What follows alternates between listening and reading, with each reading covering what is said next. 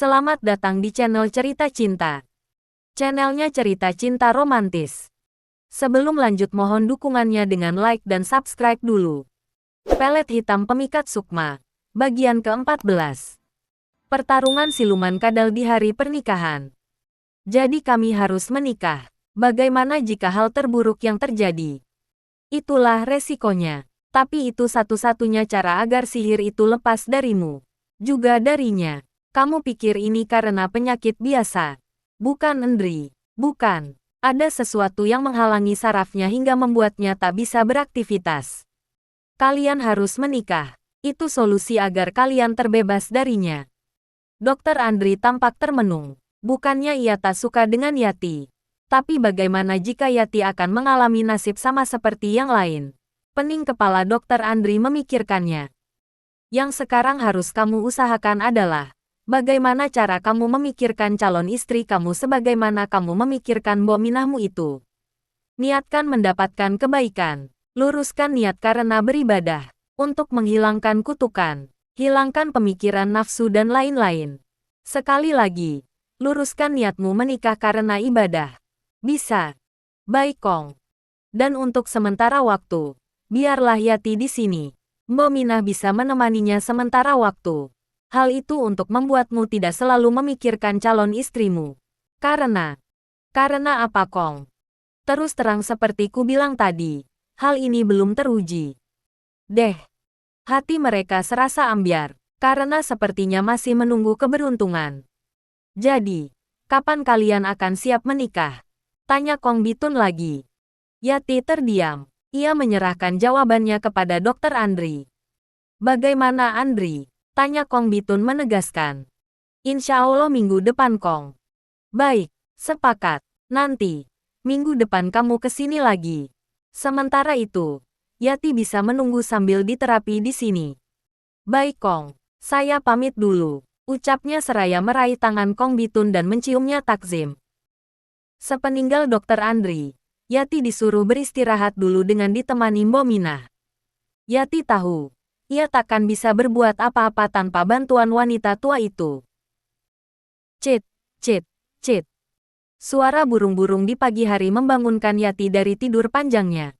Dia merasa cukup rileks setelah semalaman beristirahat dengan tenang. Dipandangnya jendela yang sudah terbuka. Mbok Minah tidak ada di sampingnya. Kemana dia? Mbok, ujar Yati memanggil Mbok Minah. Sekonyong-konyong Mbok Minah datang dengan sebaskom air hangat. Mbak, sekarang dilap dulu badannya ya. Ucap Mbok Minah penuh kasih. Maaf ya Mbak, saya buka dulu bajunya. Iya Mbok, makasih ya. Ucap Yati terharu. Dia merasa sungguh berhutang budi pada Mbok Minah dan Dokter Andri. Tak terasa air matanya menetes. Mula-mula, dibukanya baju yang menutupi tubuh Yati. Lalu, dengan perlahan diusapnya bagian-bagian tubuh Yati menggunakan waslap, sebuah sarung tangan kotak berbahan handuk. Yati merasakan sensasi hangat saat kain basah itu membersihkan tubuhnya. Terasa segar dan bersih, apalagi sabun yang dipakai membuat jiwanya seolah-olah melayang di antara bunga-bungaan di taman. Maaf ya Mbak, ucap Mbok Minah lagi-lagi saat wanita tua itu berusaha membersihkan area pribadi Yati.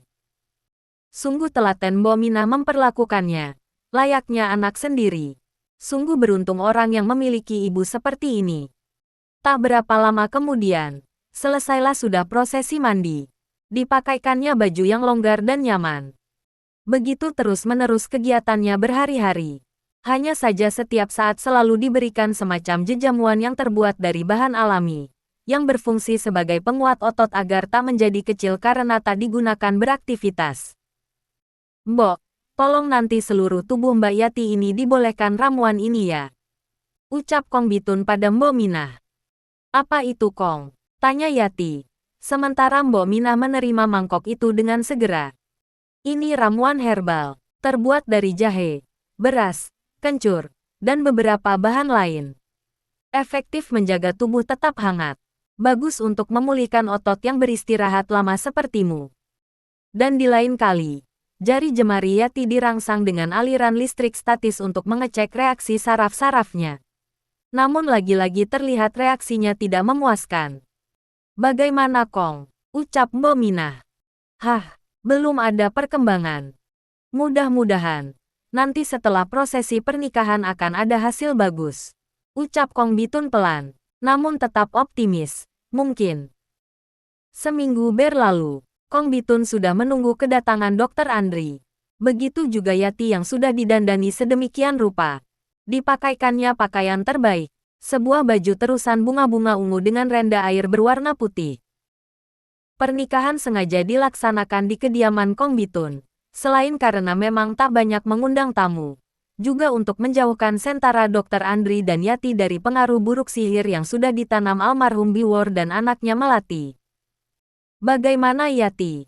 Kau sudah siap? Tanya Kong Bitun memastikan. Insya Allah Kong, ucap Yati pendek. Hatinya bergemuruh. Ia merasa tak nyaman. Hatinya berdebar. Berkali-kali dirasakannya tubuhnya panas dingin. Jika saja saat ini tangannya normal, pasti sudah dilapnya keringatnya dari dahi yang terus saja mengucur deras. Tak lama berselang, datanglah Dr. Andri dengan setelan jas hitam dan tak lupa sekuntum mawar terselip di sakunya. Penampilannya yang layaknya bintang Korea membuat siapapun terpana. Terlebih lagi pembawaannya yang cool membuat siapa saja akan terpesona. Begitu juga dengan Yati, yang tak kunjung berhenti menatap Dr. Andri. Bahkan sampai saat ini dia masih belum sadar sepenuhnya bahwa lelaki tampan itu akan menjadi suaminya. Bagaimana Andri? Sudah siap semua? Tanya Kong Bitun berbisik. Sudah Kong, ujar Andri menunjukkan pasukannya. Terlihat di barisan belakang tampak beberapa orang berpakaian medis, lengkap dengan brangkar dan berbagai peralatan yang tak seberapa dipahaminya. Tapi tampaknya memang Dr. Andri sudah memperhitungkan dengan cermat seandainya terjadi hal-hal yang fatal atas mereka berdua. Sementara di sebelah kanan tampak pula penghulu dan asistennya. Mereka sibuk mempersiapkan berkas-berkas pernikahan. Kau tak dihadiri orang tuamu? Tanya Kong Bitun lagi. Oh, kemarin sudah saya kabarkan kepada beliau. Kemungkinan nanti siang langsung datang ke sini Kong. Jadi hemat saya tak perlu menunggu kedatangan mereka. Karena belum bisa dipastikan jam kedatangannya. Baiklah hadirin semua. Karena semua sudah siap, maka untuk acara selanjutnya saya persilakan kepada Pak Penghulu. Silakan. Ucap Kong Bitun menyerahkan acara kepada penghulu. Masuklah penghulu beserta asistennya. Bismillahirrohmanirrohim. Ucapnya membuka acara. Setelah sepatah dua patah kata, dimulailah prosesi ijab kabul mereka. Saya nikahkan dan saya kimpoikan engkau, Andreas Sutawijaya bin Sutawijaya dengan seorang perempuan yang bernama Mariati binti Sanusi. Namun, belum juga kalimat itu terselesaikan. Tiba-tiba berkelebat satu bayangan. Astagfirullah, apa itu? Ucap penghulu kaget. Ditatapnya Kong Bitun yang masih dengan mata terpejam konsentrasi untuk menghalau bayangan itu. Teruskan, bisik Kong Bitun lirik. Diulanginya lagi kalimat ijab itu. Saya nikahkan dan saya kimpoikan engkau, Andreas Sutawijaya bin Sutawijaya dengan seorang perempuan yang ben. Ucapan penghulu tiba-tiba terputus. Terasa sesuatu menyangkut di tenggorokannya. Terasa perih panas. Ucapnya pelan. Panas, panas Syah. Ucapnya lagi dengan peluh bercucuran. Dipegangnya leher seolah menahan haus yang teramat sangat. Melihat kondisi tersebut, Kong Bitun segera bersedekap. Matanya terpejam. Digerakkannya kedua tangan dengan pola-pola tertentu. Dan sesaat kemudian, muncullah selarik asap tipis dari ubun-ubunnya. Begitu tipisnya hingga tak sembarangan orang mampu menginderanya. Secara perlahan asap itu meliuk-liuk seolah mencari sasaran. Rupanya Kong Bitun sudah mencapai titik kecemasan tertentu. Terbukti dari dikeluarkannya ilmu yang sangat jarang digunakan itu, ilmu peraga sukma. Sebuah ilmu yang hanya akan digunakan dalam keadaan terpojok saja. Ilmu yang konon didapatkannya saat beliau masih belia dulu. Kegemarannya berkelana ditambah hausnya akan ilmu kesaktian membawa langkahnya berkeliling ke seluruh Nusantara. Sehingga tak heran jika beliau mengetahui banyak hal yang tak sembarangan orang mengetahuinya. Asap itu terus saja meliuk-liuk dari satu arah ke arah lain. Sangat tipis dan hampir tak kentara. Meliuk di antara desiran angin. membentur larik angin satu dengan lainnya. Dalam keadaan diliputi kecemasan itu, tiba-tiba, terlihat penghulu itu terlempar beberapa meter ke belakang dengan darah muncrat dari mulutnya. Melihat kondisi itu, langsung saja para petugas medis datang untuk memberikan pertolongan. Namun, dengan sigap penghulu tersebut mencegah dan segera mengambil posisi semedi. Dibiarkannya tubuhnya rehat sebentar tanpa aktivitas apapun. Sengaja dia membuat raganya tenang dan transparan, sehingga makhluk itu tak lagi mengganggunya. Suasana terlihat tenang. Hanya ada Kong Bitun dan penghulu yang terlihat duduk bersedekap. Mata keduanya terpejam. Tak ada gerakan apapun. Nafas terdengar pelan dan teratur. Namun berbeda dengan di alam nyata yang tampak tenang. Karena jauh di alam sana telah terjadi pertarungan dahsyat. Terlihat dua sosok gaib saling berhadapan. Dari raut mukanya terpapar kebencian yang amat sangat. Assalamualaikum. Ucap Kong Bitun merendah pada makhluk transparan berwarna kuning kecoklatan dengan surai panjang berkibar-kibar. Terlihat makhluk itu menggereng saja. Enggan membalas sapaan lawannya. Hanya saja dari sorot matanya tetap menebar kebencian. Matanya menatap nanar. Hidungnya kembang kempis dengan sedikit cairan lengket keluar dari sana. Bisa kita saling berkenalan? Ucap Kong Bitun lagi seraya menjura dalam. Tak dipedulikannya tatapan makhluk itu yang penuh kebencian. Nggak usah basa-basi. Aku minta kau tak ikut campur urusanku. Ujarnya seraya matanya menyala merah. Jemarinya terulur kaku. Kukunya mencuat tajam. Siap merobek apapun yang ada di hadapannya. Bukan ikut campur. Tapi dia adalah cucuku. Takkan ku biarkan kau mengganggunya. Ucap Kong Bitun tenang. Dari bibirnya terukir seulas senyum tipis. Kalau begitu, biarkan aku juga puas menghajarmu. Ujar makhluk itu tanpa basa-basi. Seketika tiba-tiba tubuh itu merangsek maju dengan kuku-kuku tajam yang menyeruak dari balik daging busuknya. Surainya berkibaran laksana ilalang terbawa angin. Terlihat kentut namun berbahaya. Kong Bitun terkesiap kaget, dan terlompat mundur beberapa jengkal. Ia tahu bahwa lawannya bukan sembarangan. Terasa dari hawa panas dan bau busuk yang dihasilkannya.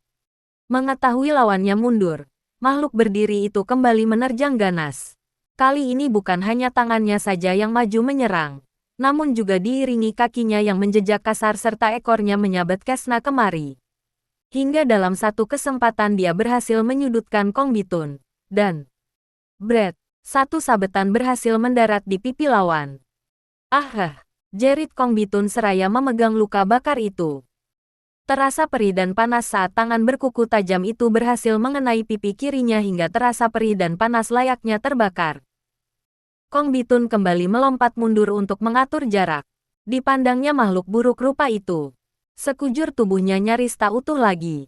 Gumpalan-gumpalan daging tampak melorot laksana lilin terbakar. Dan dari setiap luka yang menganga, menguatkan aroma bacin yang luar biasa.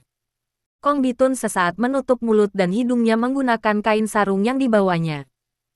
Kau pergi atau mati, ancam makhluk itu, yang sepintas mirip perawakan seorang perempuan, namun dengan tubuh lebih kuat dan lentur. Sementara surai itu melayang-layang indah terbawa angin. Maaf beribu maaf, jika aku boleh bertanya, dengan siapa kali ini aku berhadapan? Ujar Kong Bitun mengulur waktu. Sedangkan tangan kanan dan kirinya disatukan dalam sikap sembah. Kau tak perlu tahu siapa aku. Yang pasti lekaslah kau pergi dari sini. Hardik sosok itu galak. Maaf Tuan yang terhormat, tapi sepertinya Tuan salah tempat. Karena saat ini Tuan ada dalam daerahku. Lihatlah, ucap Kong Bitun seraya melemparkan segenggam serbuk putih, yang seketika berubah menjadi asap-asap tipis dan kuat dengan formasi layaknya jaring. Seru makhluk itu kelojotan dalam jaring asap transparan. Beberapa kali terlihat asap seolah membakar makhluk itu. Kurang ajar, hentak makhluk itu berusaha lepas dari jaring. Tangannya terapung-apung menyeramkan. Tak dipedulikannya lagi sekujur tubuhnya yang terbakar mengeluarkan aroma sangit. Bersambung.